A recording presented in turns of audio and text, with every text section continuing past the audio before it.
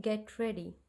Sir, the budget has been variously described and criticized as one that increases the burden of the common man, one which gives concessions to the rich and encourages foreign investments.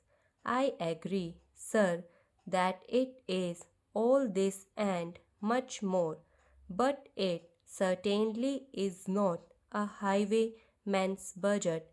To my mind, sir, the budget is sincere, conscientious, and at the same time, it is a bold effort on the part of the finance minister who is charged with heavy responsibility of finding resources for the 10th five-year plan. This plan, to my mind, sir, is not at all ambitious in view of our needs. It may be looked upon as a rather heavy demand, but looking to our needs, it is not very ambitious. Sir, the fact that even the considerations of the coming general elections could not deflect the finance minister from the courses which seemed to him necessary and proper should earn him the appreciations of every right thinking man.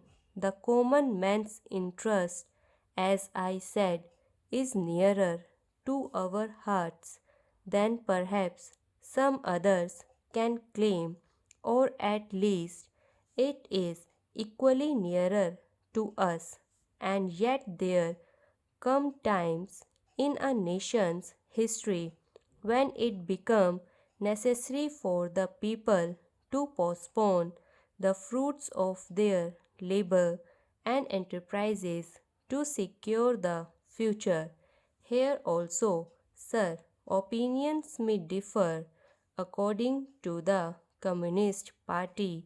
Such a time came during the last great war when they were exhorting people, the common people, to contribute their full might to the war effort.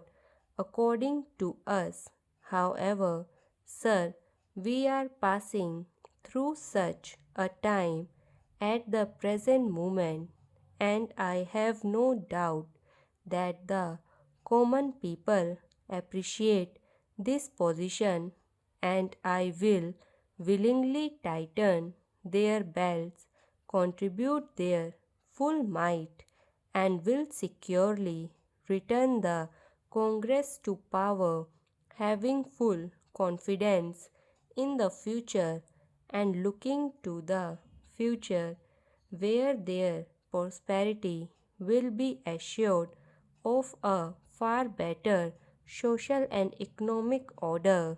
Who, sir, does not sympathize with the difficulties of the common man?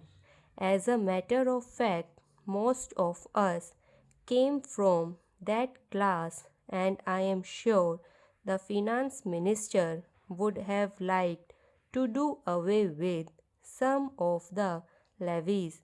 None would have been happier if he could have done, sir, these new levies, but there are, sir, certainly very imperative limitations. We are passing through a critical period. Sir, it may not be necessary to continue these levies for a long time. Rather, I am inclined to think that before long it may be possible to give up some of them at least. I have very valid reasons to think so. Our public undertakings are coming to their own, and some of our important irrigation and power projects have just been incompleted.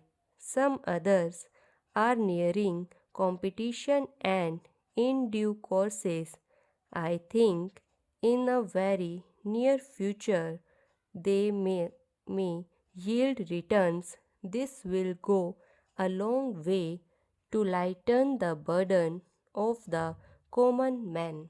We might, sir, also resort to some other ways. I suggest that we might take to public trading in some specific items of export and import. That would also certainly go a long way and help us. The private corporate sector has been steadily growing and has been developing capacity. It is sure to benefit from all these present concessions and develop greater capacity. This sector must come forward to meet new demands for taxation in the future. I agree that so far as indirect taxation is concerned, it has reached the saturation point, but the corporate sector, growing as it is in strength, in vitality, and in capacity, will not, I am sure, shrink its responsibility to contribute to the common fund. I wish, sir, the committee which had been appointed to go into where the additional national income had gone had entered upon its labor a bit nearly and had made its findings available to us.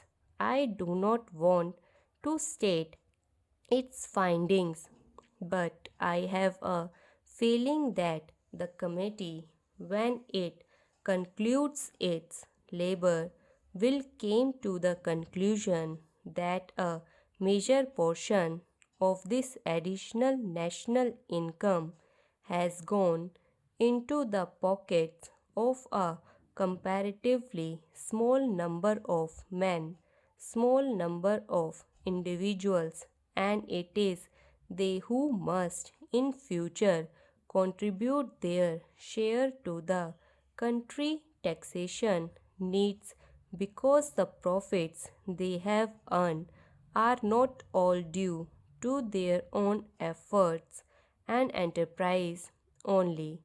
To a very large measure, they are the result of the economic policies of the government and due to certain other circumstances to which they did not contribute anything. Therefore, there is ample justification for the two taxes, the capital gain tax and the excess profit tax. I need not go in detail into all the reasons that my honorable friend has explained earlier so lucidly, but I must say that I entirely agree with them all. Having said this, I would like to say a few words about allocations which have been made to the various ministries in the budget.